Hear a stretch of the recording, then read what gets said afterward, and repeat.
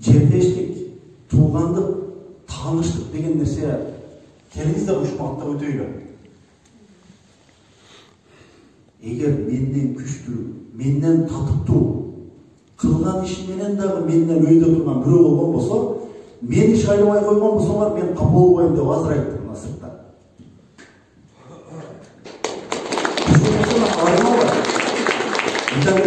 Митинг бекеттин өзөгү эмне болуп атат? Таанышым, тууганым, токтуколом, айылым, уруум бөлүнүп жүрө берейин анан. Дүйнөгө шербенде болуп басып жүрө берейин. Кимсиң десе кыргызмын дейбиз. Тарых айтканда баш салабыз. Себеби татыктуу эмеспиз. Тескери сүйлөйбүз. Тескери нерсе кылабыз. Мына көп айтпай коелу. Кече мына Элчибекен. Кече 4-5 октябрга чейин балким ушул жерде деле мен биле албайм. Бирок мен Кыргызстандагын айтып берейин. Мамлекеттик 3 алдыңкы бийликчи партияга жандырып, чачыны жулуп жүргөн адамдар азыр. 2 ай өткөн жок. 2 ай өтөлек. Мен көр, сен көр жок.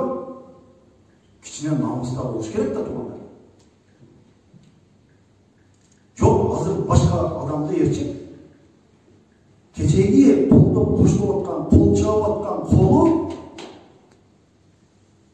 унутулуп калып, азыр башка адамдарга намысты тепсе эле кол чаап калып. Келиңиздер мына Кудай берген адал колду акыйкаттыкка чабайлы. Келиңиздер ушул Кудай берген адал колду адилеттүүлүккө чабайлы. Жүрө беребиз анан кийин. Жүрсөк жүрө беребиз. Баягы эле болуп жүрөбүз.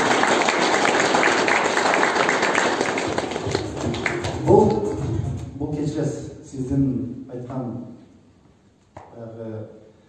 кайрымдуулук айтылган нерсе болчу. Мени эмнеге шайлашыңар керек? Мен сиздерге берилген суроого өзүм эле жооп айтайын. Мен кылган иштеримди буюрса, мындан кийин да көрөйтөм деген, мындан кийин дагы ар бир кылчук кадамыма, ар бир оозумдан чыккан сөзүмө, ар бир сөз эмес, оозумдан чыккан тамгага кепилдик менен келип отурам. Мен ошого силер менен шайлашмам. Башка жак боло турган болсо, жаны көңүлдөн. Президенттиксиз деле жашап келгем. Жашап кетемин. Бирок мен бияка келгенде Кыргыздын турмушу буюрса жакшы болуп, Кыргызстандан чыкпай турган деңгээли болсо. Кыргыз мамлекетинин деңгээли көтөрүлүп, кайырчылыктан берүүчүлүк деңгээлине чыккан болсо, мен деле өзүмдүн куруучулугумду кылбай белем. Өзүмдүн курулушу менен алек болбой белем. Биз дагы жаныбызды кашайткан ушул колунан эчтеке келбегендиктен чыгып отурабыз. Эгер жок күчтүүлөр болгон болсо, биз 40 жыл бизге бале барбы ал жерде? Маселенин баардыгы ушул жакта турат. Анан үчүнчүсү айтып кеттиңиз, командаңыз барбы? Анан 200 ушул күнгө чейин Кыргыздын тарыхын тескери жака буруп келген, көрсөтүп туруп кол салып келген 200 зөкүр Кыргыздын зөкүрү деп атасыз. Ушуга духумуз жетеби деп атасыз. Мен 6,5 миллионго баштаган адаммын. 200 зөкүр мага эмне болуп калыптыр? Молодец. Албетте команда бар. Мен жалгыз мен улакка ат салып аткан жокмун. 7 туугандан топтолгон.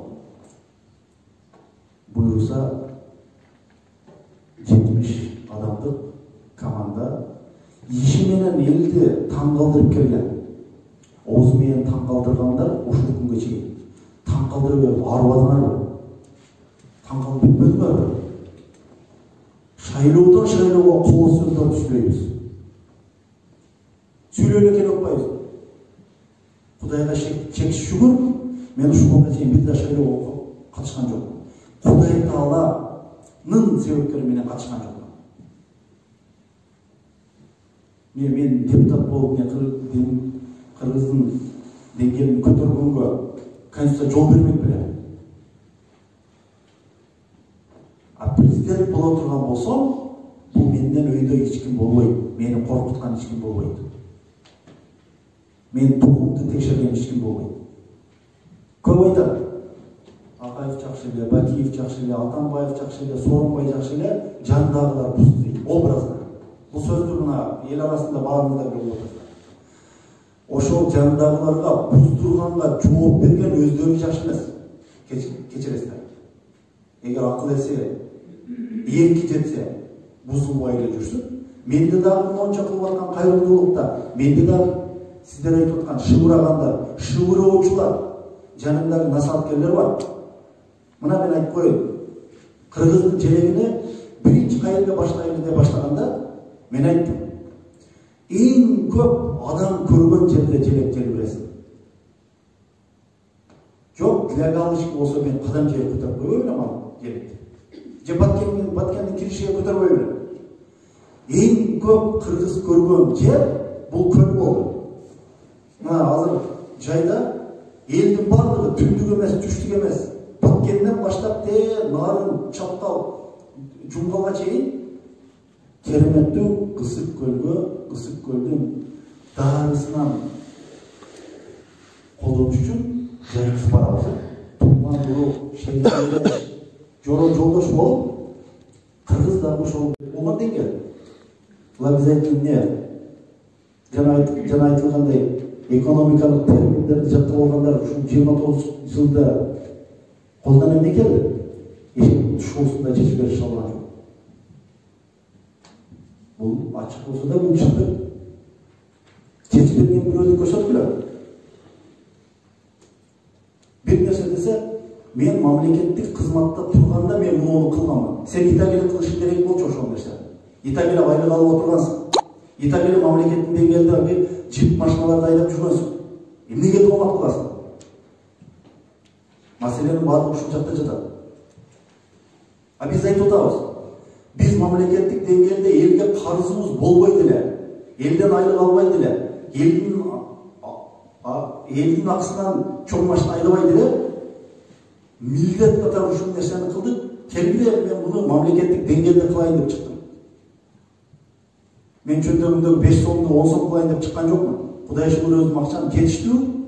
Кудайга шүгүр жетиштүү. Ушул убакка чейин мамлекеттик ишканада иштебей туруп, өз колун өз чөнтөгүнө салып, өзүнө тийиштүү болгон Кудай берген рызкын эл менен бөлүшкөн адам жардам береби эле сызып отургузабы? Логика дегенде нерсе бар. Андан тышкары силерге духу жеткен 17 адам, 17 талапкерлер болгон болсо, колдогонуңар болгон болсо, талап кылгыла. Ладно, мени колдобой эле койгула. Кудай шүгүр мен өмүрүм өтүп келген, турмушум өтүп кетет буюрса. Бирок баягы койчумандын таягы квартира алыш керек эле Бишкектен. Ошко барып үй салыш керек эле, бир машина алыш керек эле, кызымды күйөөгө бериш керек эле, баламды үйлөш керек эле деген турмуш дагы эле ошол бойдон өтүп кете берет. Маселенин баардыгы ушул жакта жатат. Мен ойлогонум кичине мындай менин жеке оюм. Кичине маданияттуу деңгээлде эмоция калтырбай десем сиздерге жетпегендей. Бирок мен вынужден бул нерсени айтам. Мен дагы сиздерге да айтып коеюн ушул нерсени. Кечиресиздер, заболевшин эркекче айтып коеюн. Эгер мондой кагаз жазып бере турган адам болгон болсо, өз колу менен кол коюп, өз башын канчага сая турган талапкер болгон болсо, мен дагы ошол талапкерди колдогонго ыраазымын.